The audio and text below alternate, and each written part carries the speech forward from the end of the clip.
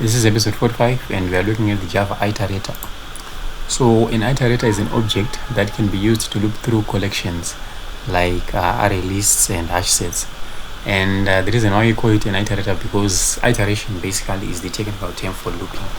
So in order to get started, we actually need to first have a data structure that we can iterate through, or basically a collection. So maybe let's create an array list of type string. Then maybe let's call this one computers.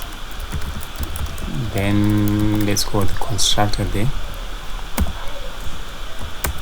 And let's actually add a couple of elements within the computers array list. So computers, make sure I type computers correctly, .add. So we can start with an access. Then we can go computer.add.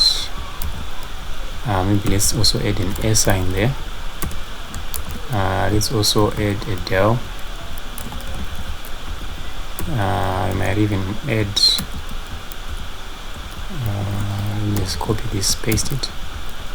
We might even add an HP as well. Then let's also add a de novo. Right, so now we have an array list that we can work with.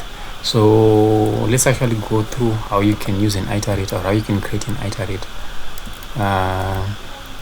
So in order to create an iterator, you need to import. So notice when I created an array list, my IDE automatically imported this array list right here. You cannot create an array list without importing the array list class. So it's also the same thing with an iterator, as you shall see, just as I create it here. So iterator, we want it is contained within the util class. So we want to iterate through a collection that's storing strings. So you put the iterator class followed by angled brackets and the string within the angled brackets. Then maybe let's just call it it, the iterator that is. Then we specify the data, the collection, which is computers, and we use the dot selector to actually call the iterator method for that particular data structure.